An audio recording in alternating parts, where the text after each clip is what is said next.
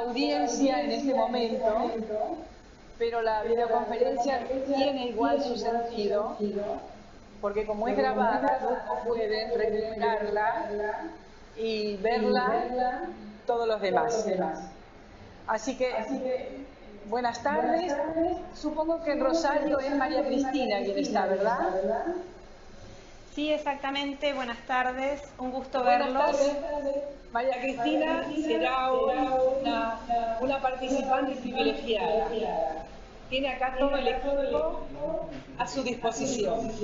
Pero es un lujo. Bueno, me alegro que así lo piense, me alegro.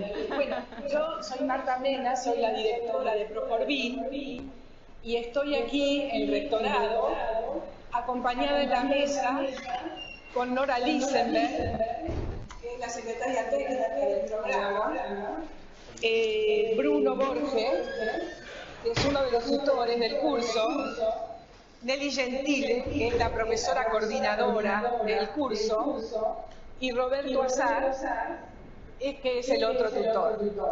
Estamos hablando del curso Los laberintos del conocimiento científico, ¿verdad? Bien, yo sé que María Cristina, ¿has hecho otro curso de Proforvin? No, es el primero que hago. Ah, bien. Entonces voy a hacer una pequeña introducción acerca del programa.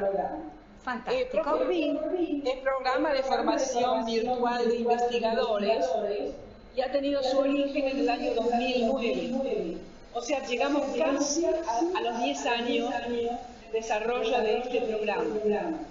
Fue creado para mejorar las competencias de los investigadores en la UTN, como una necesidad de incentivar el desarrollo de proyectos de I+D+I, que son tan necesarios en una universidad como esta, que forma ingenieros, y además por recomendación de los organismos de evaluación y de acreditación.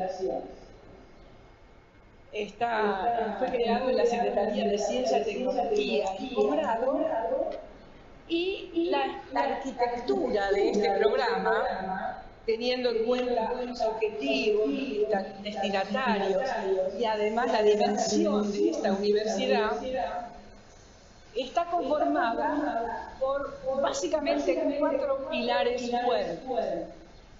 El primero es el campo virtual global, en el que ustedes trabajan todo el tiempo, tanto los profesores como cada uno de los participantes. Allí se encuentran, allí pueden interactuar, pueden encontrar contenidos, actividades, propuestas, videos, etc. Y distintas herramientas para la comunicación. Ese sería uno de los pilares. El otro es este que estamos utilizando, el otro pilar tecnológico, digamos, es este de la Red Nacional de Videoconferencias de la UTN, donde podemos interactuar así de una manera casi como una presencia virtual. Nos vemos, podemos percibir las actitudes de cada uno, podemos preguntar en línea, en el mismo momento, en el mismo tiempo. El otro pilar, parte de eso está también aquí presente, es un sistema tutorial muy participativo, muy personalizado. Nuestros tutores son elegidos por la calidad de sus conocimientos y de su experiencia, no importa dónde vivan. O sea, están diseminados en todo el país. Y su trabajo es virtual permanentemente. De modo que la única vez que tienen que trasladarse a algún lugar es esta ocasión cuando tenemos la videoconferencia. Y el cuarto pilar es el pilar de la organización.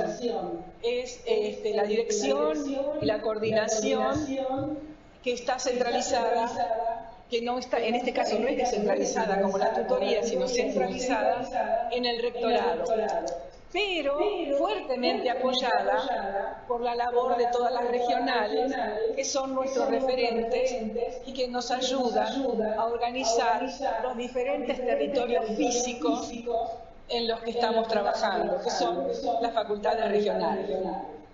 En este momento estamos en un territorio virtual, todos unidos.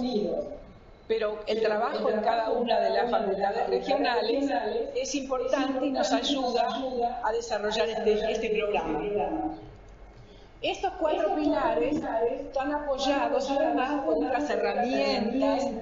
Por ejemplo, tenemos un canal de YouTube, un blog, el punto de encuentro, la página web, etc. Es decir, armamos una arquitectura a la medida del objetivo, de las necesidades de los investigadores y de la dimensión de la universidad. Para que todos puedan participar en igualdad de condiciones, es necesario tener un conjunto de herramientas que nos lo permitan y una organización especial que trabaje mucho el tema de la virtualidad. Nosotros tenemos, además de este curso, otros 10 cursos más de posgrado y una materia de grado, que es de los últimos años de la carrera de ingeniero.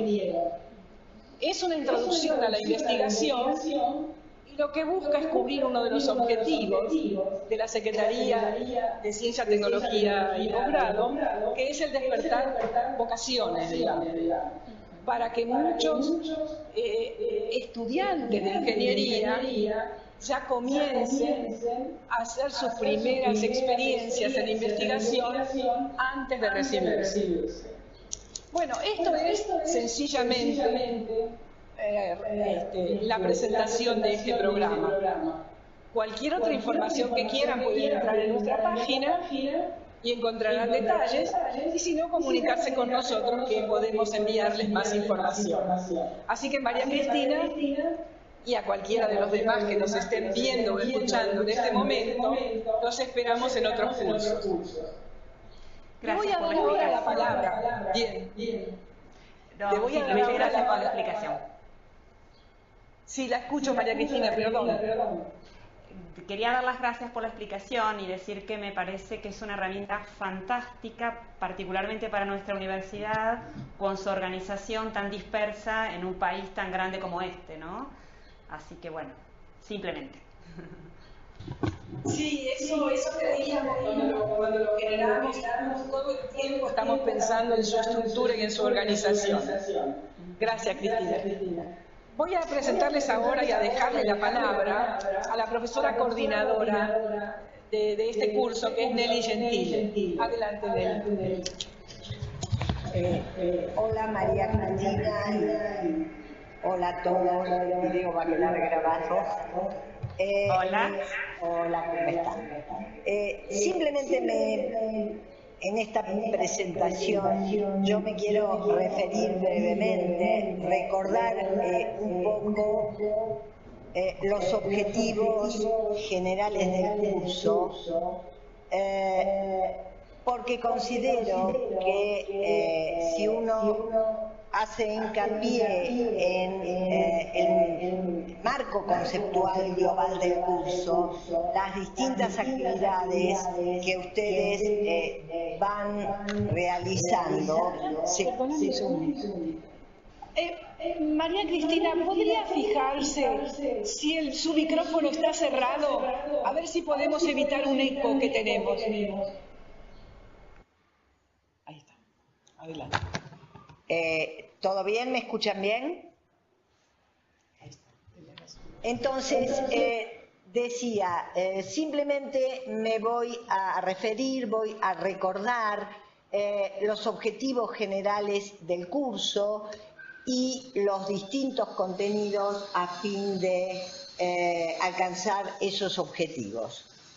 Y de esa manera creo que las distintas actividades que ustedes van realizando se comprenden mucho mejor.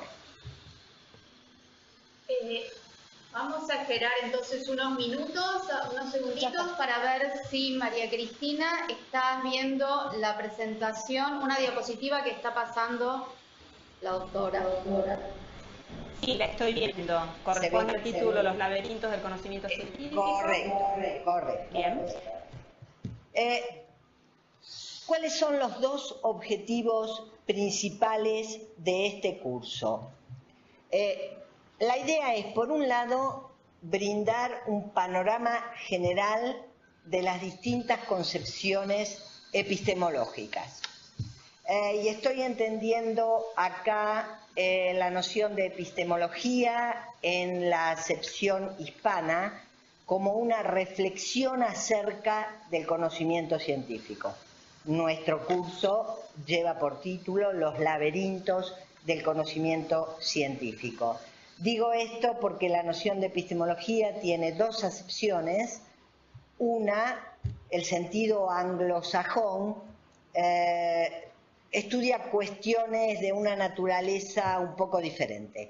Nos referimos a corrientes epistemológicas tal como aparece en la bibliografía de habla hispana.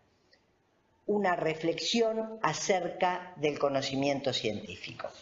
Entonces, por un lado, tenemos como objetivo brindar un panorama general de las concepciones epistemológicas que se han suscitado a lo largo la epistemología es una disciplina filosófica, ¿no?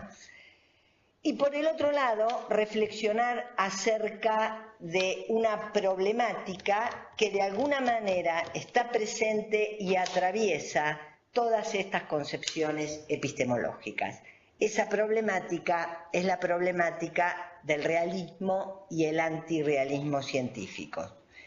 ¿Y qué entiendo por esto? O lo dejo un poquito, después lo explico más adelante. Respecto de las distintas concepciones epistemológicas, digo algo antes. Digo que las corrientes epistemológicas son una reflexión acerca del conocimiento científico. ¿Qué vamos a entender nosotros por conocimiento científico? Y esto tiene que ver con que tomen sentido las dos primeras unidades de los módulos y ciertas actividades que ustedes están realizando referidas a lógica, a cuestiones de lógica y cuestiones que tienen que ver con la noción de hipótesis. Nosotros vamos a entender por conocimiento científico, o vamos a enmarcar toda la reflexión del conocimiento científico en lo que se llama la concepción sintáctica de las teorías científicas. Entender una teoría científica como un conjunto de enunciados. Hablamos de concepción sintáctica o enunciativa de las teorías científicas. Digo esto porque además, como ustedes son ingenieros, además pueden de alguna manera estar familiarizados con lo que se llama la concepción semántica de las teorías, donde una teoría científica no es un conjunto de enunciados, sino una clase de modelos, y los modelos son estructuras matemáticas. Pero esto es otra cuestión. Las concepciones epistemológicas clásicas y las concepciones que surgen a mediados del siglo pasado como reacción a las corrientes clásicas se enmarcan en la concepción sintáctica de las teorías concebidas como un conjunto de enunciados.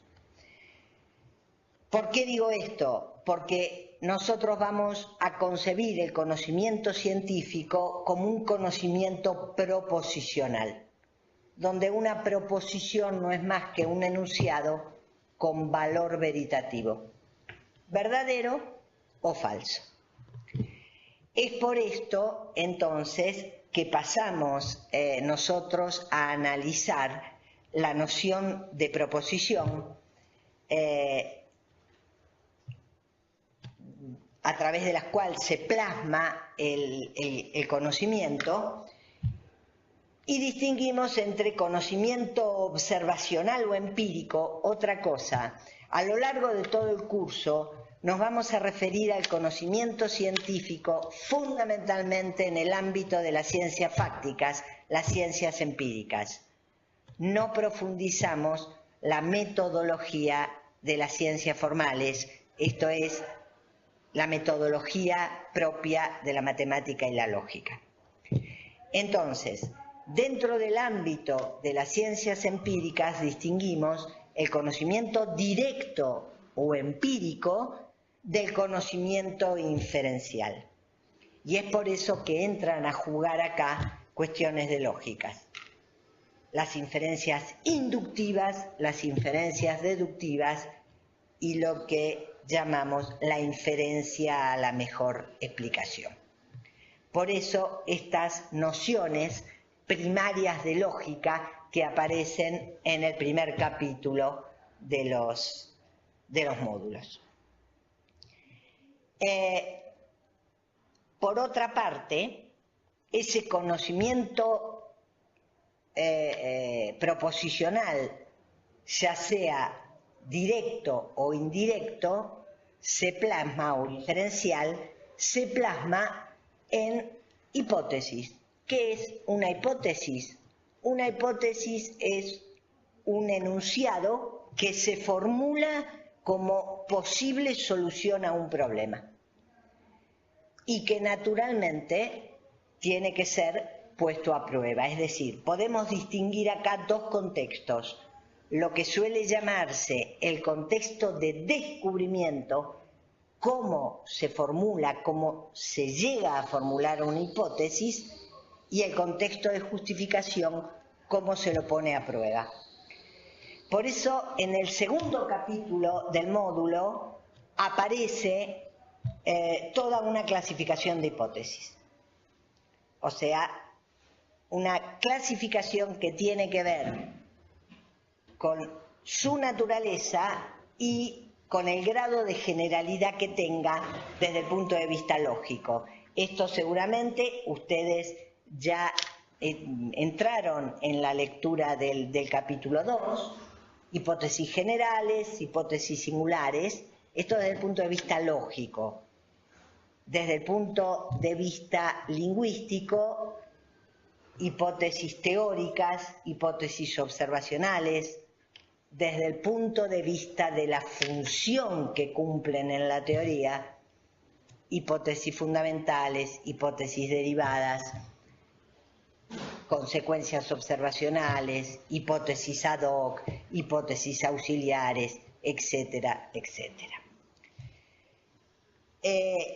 Bien, una vez estudiados el tipo de hipótesis, la noción de hipótesis va a aparecer, como estamos trabajando con una concepción enunciativa de las teorías, esto va a aparecer a lo largo, digamos, son las herramientas básicas para profundizar en las distintas concepciones epistemológicas. Y a lo largo del curso vemos las concepciones epistemológicas tradicionales, que son fundamentalmente dos: el inductivismo crítico, o sea, la posición inductivista desarrollada fundamentalmente por el empirismo lógico, que es un movimiento que surge a principios del siglo pasado, 1920 aproximadamente. ¿Y por qué inductivismo crítico?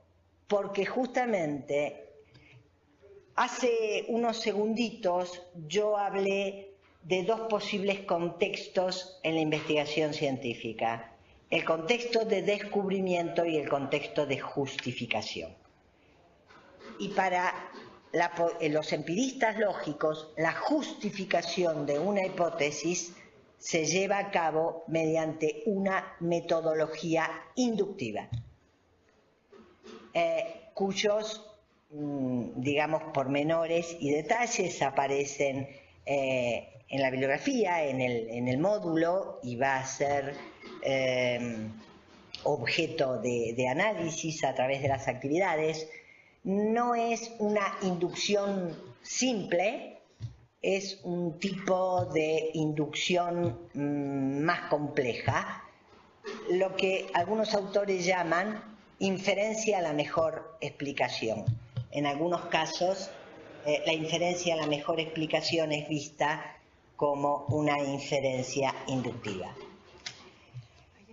Otra concepción tradicional opuesta al inductivismo crítico que comparte muchísimas cosas. Fundamentalmente lo que comparte es que la puesta a prueba de una hipótesis tiene que ver con su contrastación empírica. La experiencia juega un rol fundamental. Eso vale tanto para los empiristas lógicos como para el falsacionismo de Popper. Pero Popper es un crítico del empirismo lógico. ¿Por qué? Porque es un anti-inductivista. Esta es la diferencia entre el falsacionismo de Popper y el inductivismo crítico. Ambos otorgan un papel fundamental a la experiencia, pero la metodología para contrastar las hipótesis científicas, para justificarla, en ese punto es donde difieren. Los empiristas lógicos aplican la metodología inductiva. Popper, como crítico de la inducción, no importa ahora cuáles son las críticas, eso aparece claramente en los módulos con más detalle, como crítico de la inducción va a considerar que la única metodología científica es la metodología deductiva. Por esto es importante en nuestro primer capítulo entender en qué consisten las inferencias inductivas y las inferencias deductivas, porque si no esto no se entiende.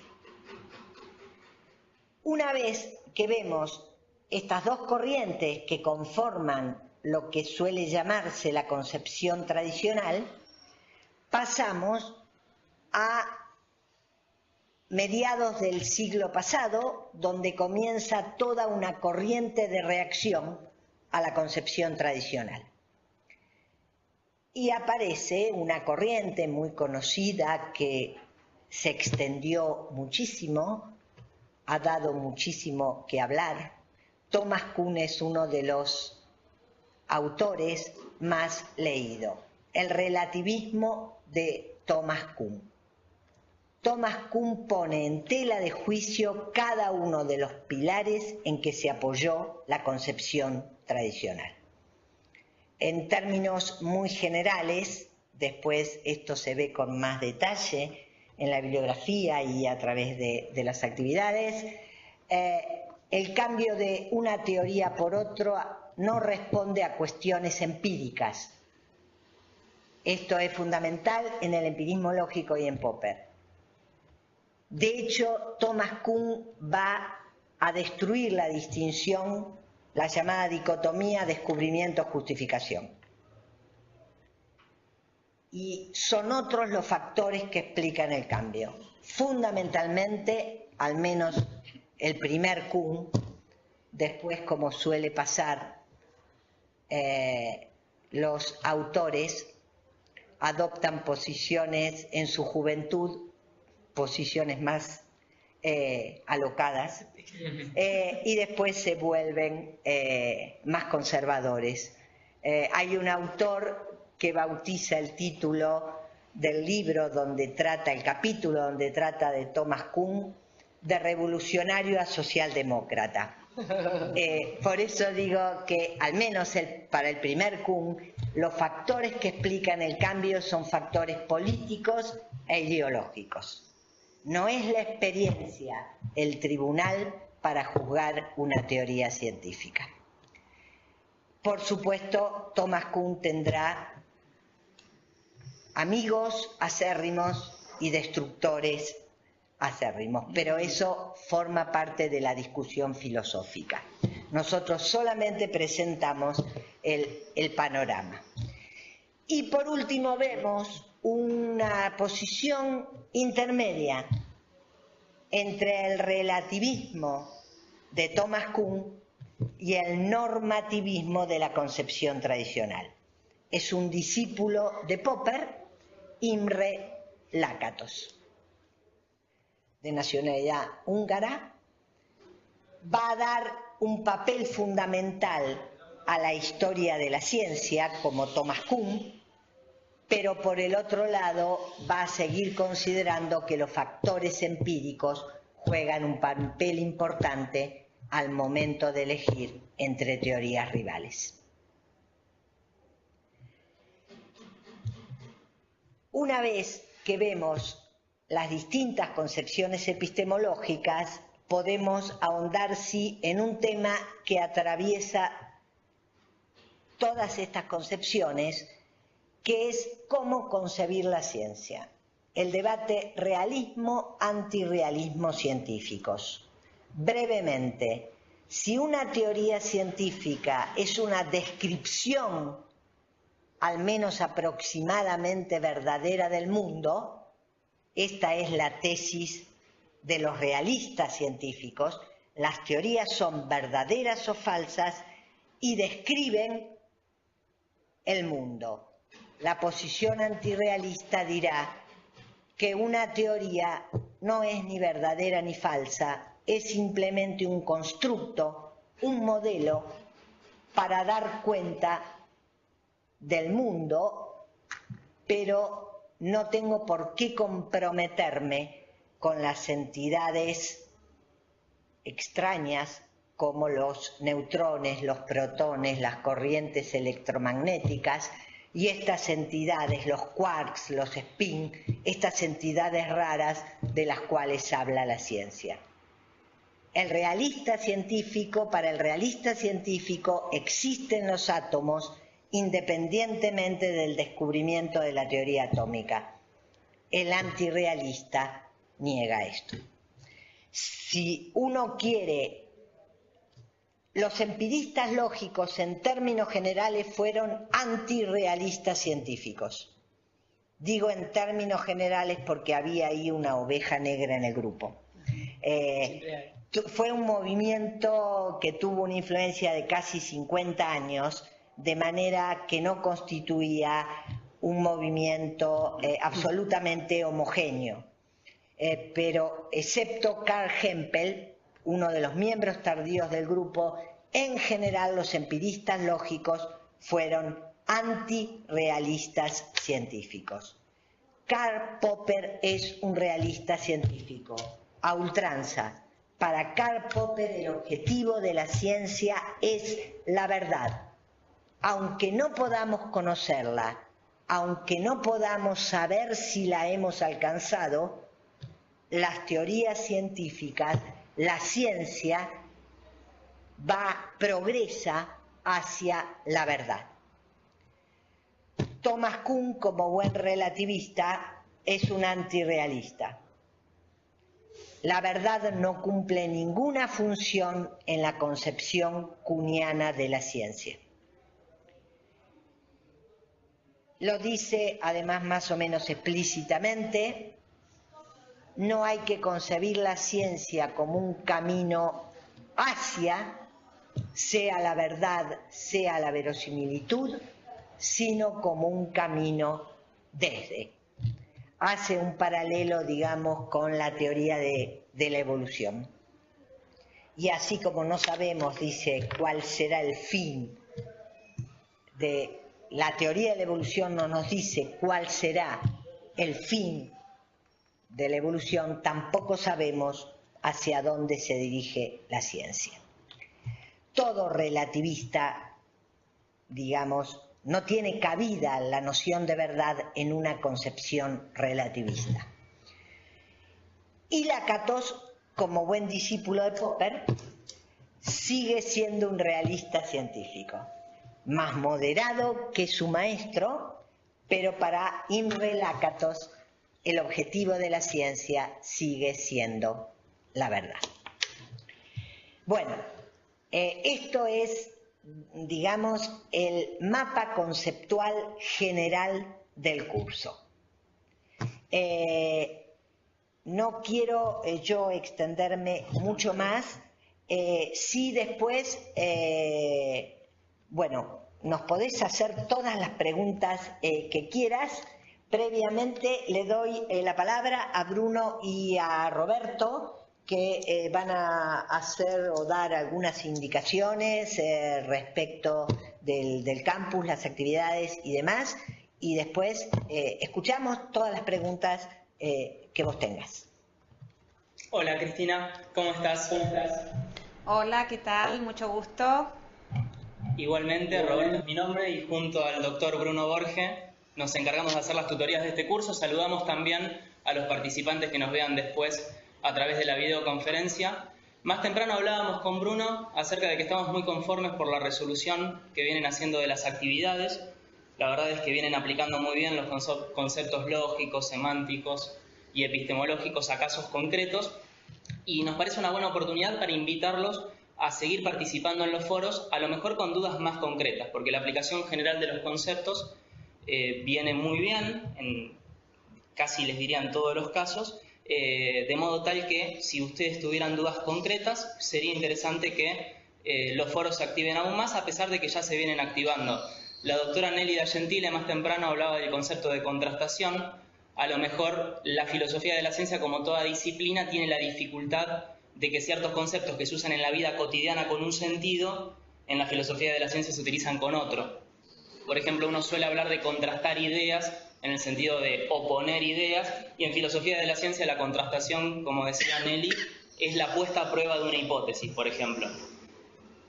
Hace unos días un participante nos preguntaba acerca del concepto de necesidad en filosofía. Claro, en filosofía necesidad se refiere a aquello que es de una manera y no podría ser de otra, que no es necesariamente el concepto que uno utiliza en la vida cotidiana para hablar de necesidad. Así que ahora Bruno a lo mejor les hará otra sugerencia, pero mi sugerencia es que sigan activando el foro para ese tipo de dudas o cualquier otra. Estamos a su entera disposición para dudas, sugerencias o lo que fuera, tanto en este espacio como después a través del foro de dudas y preguntas. Bueno, Roberto ha dicho más o menos todo lo que habíamos conversado previamente, así que no me queda más que saludarlos. Hola María Cristina, ¿cómo estás? Yo te saludo a vos porque te veo ahí sola, entonces me da de que estamos hablando vos y yo, pero sé que lo va a ver mucha gente grabado esto. No hay nadie más de abajo, ¿no? Porque en un momento me pareció que pasó alguien, pero no. Sí, pero ahora no está. No, bueno, somos nosotros, María Cristina. Sí. Quería invitarte a vos y bueno, y al resto, por supuesto, lo que decía Roberto es importante y me atrevo a rescatar un poquito lo que decía también Marta al comienzo de la gran ingeniería que implica llevar adelante un curso como este, no solamente por el día a día, que uno hace preguntas o corrige, sino las condiciones de posibilidad tecnológicas, humanas. Entonces, uno ha tenido la suerte o la desgracia, dependiendo del caso, de trabajar en otras instituciones y realmente la infraestructura tecnológica y humana que acá hay para trabajar permite que a veces uno pierda de vista el hecho de que no conoce a los participantes personalmente y que todos estamos en lugares diferentes y nosotros mismos viajamos. Yo la semana pasada estaba corrigiendo algunas actividades desde Brasil y en un mes las estaré corrigiendo desde otro lado y sin embargo es casi como estar en un aula, ¿no? La proximidad que genera es increíble. Y un poco aprovechando esos recursos, bueno, la videoconferencia es uno de ellos y aquí la estamos explotando mucho con María Cristina, después el resto se sumará más tarde, y aprovechar el foro, ¿no? Digo, hay dos canales que son de igual importancia, aunque con objetivos ligeramente diferentes, que son el foro, donde ustedes pueden consultar cualquier duda que surja con los textos, con las actividades también. No han aparecido dudas y eso en algún punto se reflejó bastante bien en el hecho de que las resoluciones hasta ahora son fantásticas, nunca hubo demasiado que decir acerca de ellas, pero a veces aparecen dudas no solamente conceptuales respecto de la materia y los contenidos propiamente dichos, sino de la relación con esos contenidos, con sus propias actividades. Esto, digo, uno no tiene que olvidarse el objetivo final, que es la posibilidad de ustedes hacer investigación en sus propias áreas. Y si bien estamos en una etapa temprana del curso, a medida que van avanzando las unidades se va viendo y vamos proponiendo nosotros la tarea de interrelacionar los propios conocimientos que ustedes traen con aquellos que van capturando y incorporando con la materia. Entonces el foro es importantísimo para eso. Siéntanse libres compelidos, de hecho, por nosotros a usar el foro cuanto quieran. Y también están los mensajes privados. Hemos recibido a veces por consultas técnicas o semiconceptuales a veces de cuándo entrego tal cosa porque no llegué a leer tal otra. También ahí hay, si necesitan alguna bibliografía adicional, algún interés particular que tengan, eso siempre es importante aprovechar esos canales de comunicación, más allá de la rutina de resolver las actividades, que es algo que vienen haciendo de manera más que satisfactoria. Así que, por mi parte, solo felicitarlos y, bueno, queda un largo camino todavía, así que espero que podamos seguir así o más comunicados todavía, como estamos ahora con María Cristina, pero con todos los demás. María Cristina. Sí. María Cristina, estamos a disposición todas las preguntas que tengas. Bueno, yo en primer término agradezco la oportunidad de participar de este curso que me parece interesantísimo. Como habrán descubierto al verme, no soy una estudiante recién iniciada. Estoy dirigiendo un centro de investigación y me preocupa transmitirle a los más jóvenes, particularmente a los becarios, un poco este espíritu y esta discusión y que no nos reduzcamos en nuestras actividades simplemente a producir resultados, a reproducir modelos, sino bueno, también a pensarlo desde lo que es la filosofía, desde qué buscamos, desde qué lugar nos paramos. Yo he incentivado periódicamente a mis becarios a hacer estos cursos, esta materia de grado que Proforbin siempre vino ofreciendo, y hemos tenido buenos resultados. Siempre tengo un poco también la curiosidad, la inquietud de aprender más cosas, así que bueno, estoy feliz. Seguramente me voy a esforzar por completar el curso. Creo que está excelentemente armado. También me sorprendió honestamente la apertura que han tenido ustedes, que tenían un esquema y que nos fue informado y que tenía un cronograma y que a alguien le pareció que quería manejar el tiempo de otra manera. Yo suelo hacer lo mismo con mis cursos, digamos, tengo un campus virtual y también le voy mostrando las etapas en la medida en que lo voy desarrollando. No le dejo todo el curso abierto, me parece que es mucho más adecuado. Pero bueno, veo que ustedes han tenido la apertura de abrirlo todo y que hagamos lo que nos gusta más. Entonces, bueno, también, no sé, felicito un poco al cuerpo docente que evidentemente tiene esta capacidad de abrirse, de comprender y de no terminar de asombrarse de la respuesta que hay del otro lado, de la respuesta que hay del alumno, que a veces uno nunca termina de sorprenderse de cómo son cada uno de nosotros, ¿no? Bueno, me voy a esforzar por participar en los foros, creo que por el momento me he limitado a leerlos, no porque a lo mejor no tuviera dudas, sino porque, bueno, no sé, he intentado quizás resolverlas. En la segunda actividad en particular, la primera vez que la leí, creo que no la entendí. Dije, bueno, estas no son hipótesis, ¿qué hago con todo esto? Con el puente que se cae. Bueno, después lo releí, tuve algún temor, honestamente, de poner esta hipótesis de que algunos terroristas habían puesto una bomba. Dije, bueno, aquí no sé cómo tomarán el tema.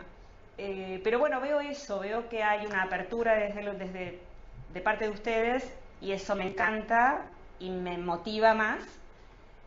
Así que bueno, me comprometo a participar en los foros, quizás también a que nos contestemos unos con otros, lo que si está permitido enriquece más la cosa, porque tal vez es como estudiar en un grupo y cada uno hace un aporte desde su experiencia o desde lo que está viendo. Así que bueno, nada, por el momento creo que no tengo nada para preguntarles.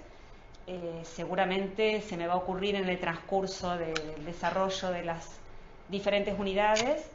Y bueno, eso, prometo participar y aprovecharlo, ¿no? Honestamente, eso es un poco lo que quería transmitirles. Te te agradezco, María Cristina, realmente para nosotros es una satisfacción escuchar que te ha gustado el armado del curso y el hecho de que primero te haya costado, bien, así tiene que ser. La experiencia que tenemos, digamos, hace bastantes años, que bueno, ellos no tanto, pero yo ya tengo bastantes años encima. Bueno, no solo años encima de ambas cosas. Y no, bueno, la dificultad creo que no, lejos de ser un impedimento, es lo que lleva realmente a disfrutar después cuando uno le encontró la vuelta. Así que, bueno, no tengo más que agradecerte. Para nosotros ha sido para mí y para ellos una satisfacción tener la devolución de tu parte. Gracias. Bien, no sé si Nora, ¿tenés alguna aviso, alguna cuestión? No, simplemente, María Cristina, te saludo y recordarte que cualquier duda que tengas o si surgiera algún inconveniente, tanto en lo administrativo como en el aspecto tecnológico, no dudes un minuto y contactanos a nuestra cuenta proforbin@rec.utn.edu.ar. Lo mismo a todos los demás participantes que estén siguiendo por streaming esta sesión o que luego miren la grabación. Estamos a completa disposición para lo que necesiten. Bueno, ha sido muy productiva, me parece. Hemos personalizado bastante en María Cristina, pero como un ejemplo de la interacción que se desea realizar en todo momento con todos los que estén participando. Como Nora lo planteaba, hay un grupo que está siguiendo por streaming y otros que lo verán después cuando subamos esta grabación al campus. En todos los casos, la apreciación de lo sucedido será un poco diferente, pero toda la presentación realizada por la profesora y todos los comentarios de los profesores son útiles para todos de cualquier manera. Y por supuesto que también apreciamos enormemente la devolución dada por María Cristina. Desde su experiencia ha hecho una evaluación interesante de todo el desarrollo de este curso, de lo que llevamos hasta ahora. Me imagino la devolución que hará a fin de año, evidentemente. Bueno, vamos a dar entonces por terminada esta videoconferencia. Los esperamos en cualquier momento con consultas como Nora les planteaba. Hasta cualquier momento.